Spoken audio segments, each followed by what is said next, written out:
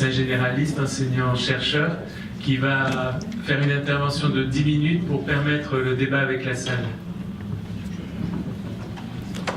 Bonsoir à tous. Alors je voulais tout d'abord remercier Jean-Michel et l'ensemble de l'équipe de la Maison de la Médecine et de la Culture pour deux choses. Déjà pour jouer les troublions au sein de la faculté de médecine et de nous bousculer un petit peu dans nos représentations, et ça donne une grande bouffée d'oxygène. Et puis le deuxième point, c'est aussi de m'avoir permis d'aller au cinéma, parce que quand on est jeune papa, c'est pas très fréquent. Donc comme vous l'avez dit Jean-Michel, donc je suis médecin généraliste, j'exerce à Roquefort-les-Pins au-dessus de Cagnes-sur-Mer, et je suis responsable de la formation des internes de médecine générale, donc les futurs généralistes. Alors pourquoi ce sujet était intéressant? Parce que déjà je me positionnais en tant que formateur. Au niveau de la formation des médecins généralistes, on essaye d'inculquer certains principes éthiques, éthique médicale, et notamment donc, dans l'éthique médicale, on a plusieurs principes: la bienfaisance, la non-malfaisance, le respect de l'autonomie de la personne, et puis la justice. La justice, c'est pas seulement l'égalité entre les différents patients qu'on peut avoir, mais c'est aussi le principe d'équité. Et le principe d'équité, c'est donner plus à ceux qui ont plus besoin, et je crois qu'on est vraiment du coup dans cette dynamique de la sécurité sociale qui est justement que chacun cotise avec ses moyens et qu'on utilise la sécurité sociale en fonction de ses besoins. Donc comme vous l'avez expliqué, Isabelle Ferroni, elle a abordé beaucoup de sujets, donc je vais en reprendre certains en donnant un éclairage peut-être plus en tant que médecin. Dans nos consultations, on a affaire à différents types de populations, et évidemment on a de plus en plus connaissance de ces inégalités sociales de santé, ces inégalités de santé, puis en fait on se rend compte que c'est surtout des inégalités sociales de santé, puisque certes on va avoir par exemple des ouvriers qui vont avoir une mortalité plus précoce, avoir une morbidité différente, c'est-à-dire qu'ils vont être plus sujets à certains problèmes de santé, des maladies chroniques, des maladies cardiovasculaires, des maladies respiratoires comme la bronchite chronique, et donc on doit être sans cesse en alerte sur justement ces populations qui viennent nous consulter au cabinet de médecine générale, et pouvoir détecter rapidement en fait ces populations-là. C'est quelque chose auquel on n'était pas forcément très accoutumé dans notre formation médicale. Tous les patients étaient les mêmes et il n'y avait pas forcément de distinguo sur les prises en charge en fonction des origines sociales. Le Collège de la médecine générale, qui est une structure qui est assez récente, a élaboré justement des recommandations pour qu'on puisse, en fonction de l'origine des gens et en fonction de certains déterminants, par exemple si il y a une maîtrise du langage de la langue française, en fonction de l'habitat, en fonction du pays d'origine, si on est immigré ou pas, va avoir des espèces de lanternes rouges pour pouvoir repérer directement ces patients et mettre en place des actions de santé publique. Alors, et des actions spécifiques surtout. Donc on est de plus en plus sensibilisé à ça, mais c'est assez récent. Il y a certaines réformes qui sont faites au niveau de la rémunération des médecins, justement, pour inciter les médecins généralistes à être sensibilisés à la prise en charge des maladies chroniques aux populations précaires. Donc ça, c'était pour l'aspect, on va dire, précarité et comment on prend en charge la précarité pour ces patients-là. On m'a demandé aussi de parler de l'accès aux soins. Alors j'ai vu toutes les choses au sujet des médecins qui refusent la CMU. Moi, je ne vais pas me positionner là-dessus, je me positionnerai en tant qu'universitaire, mais je pense que pendant le débat, on sera forcément obligé d'en parler. Mais une chose est certaine, c'est que les principes qui sont donnés au niveau de la faculté dans le cursus de formation des médecins généralistes, c'est justement d'accepter tout le monde, et en particulier de faire encore plus attention aux gens qui ont la CMU. Dans l'accès aux soins, donc vous avez vu qu'il y a une notion, on va dire, de ressources financières qui fait que certaines franges de la population vont refuser cet accès, refuser de se soigner en fait pour des causes financières.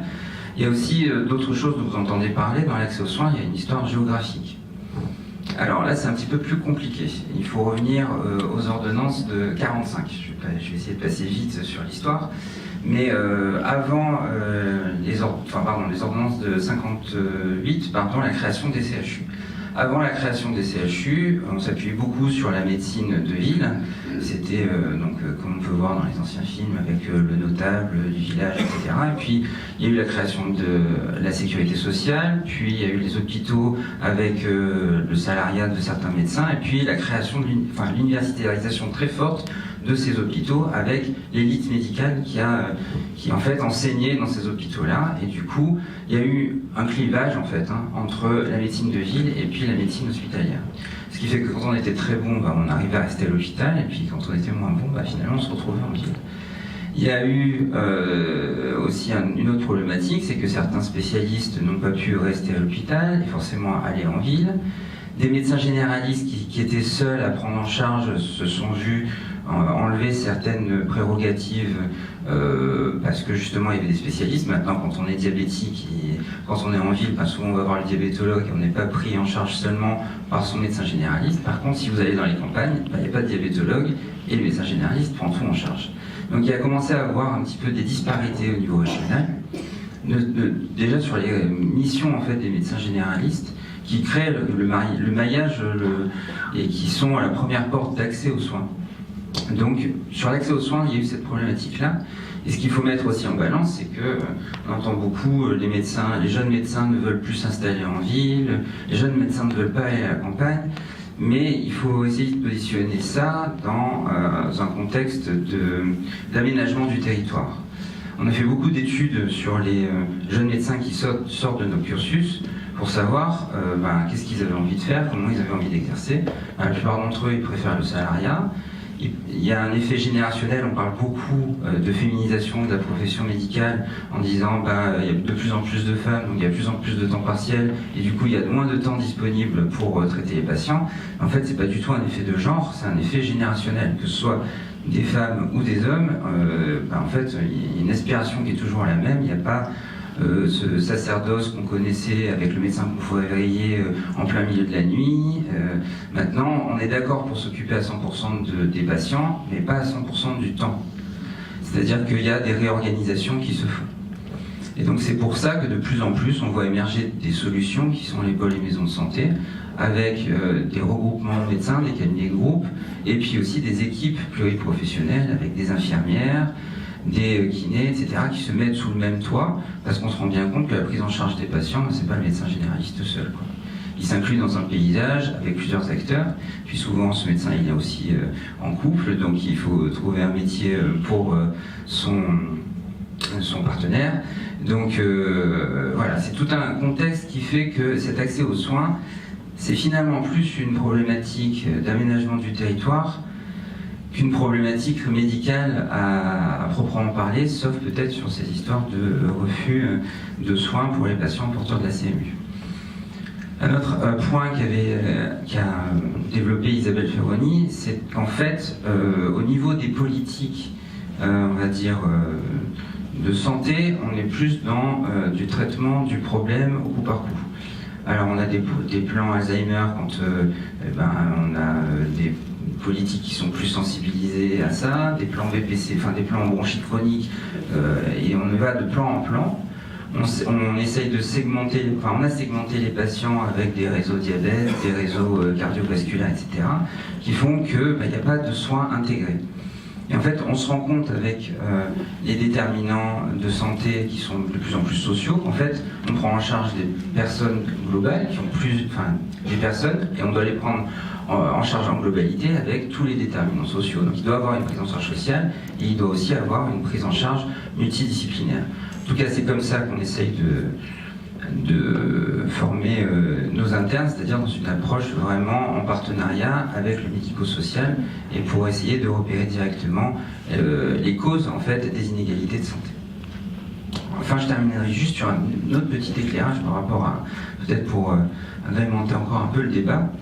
On n'a pas trop parlé en fait des rapports entre la sécurité sociale et les médecins dans le film, donc c'est surtout le mouvement, on va dire, syndicaliste via la CGT, puis tout l'effort qui a été fait pour le montage de la sécurité sociale, mais c'est vrai que on ne se rend pas compte à quel point parfois les médecins ont pu être opposés à ça. Donc les premiers, donc, ça a été la CSMF, donc la Confédération syndicale des médecins de France, qui ont édicté, au-delà de tout, la liberté d'exercice. Donc je ne sais pas si vous savez, mais de plus en plus on entend parler de mouvements de déconventionnement, c'est-à-dire que certains médecins jugent que leurs tarifs sont trop plafonnés par la sécurité sociale et qu'ils doivent gagner plus et qu'il y a trop de charges, etc. Et donc le risque c'est qu'à un moment donné, il y a beaucoup de médecins qui décident de ne plus signer la convention.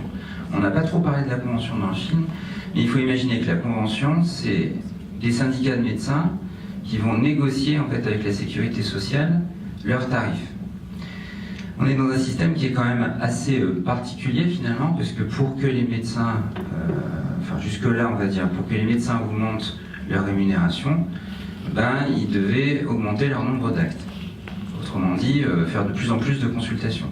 Donc c'est posé à un moment donné la problématique de la qualité des soins. Parce que certes, on était dans un système, on arrivait à avoir des tarifs plafonnés, et en plus très productifs, parce que les acteurs, pour gagner bien leur vie, devaient consulter plus. Donc on est vraiment dans quelque chose d'un petit peu ambivalent, mais il y a certaines réformes qui sont mises en place, où maintenant on commence à regarder ce qui se passe dans les consultations, les indicateurs de santé pour les populations que les médecins généralistes prennent en charge, et puis ça c'est en train de s'étendre à de plus en plus d'autres professions.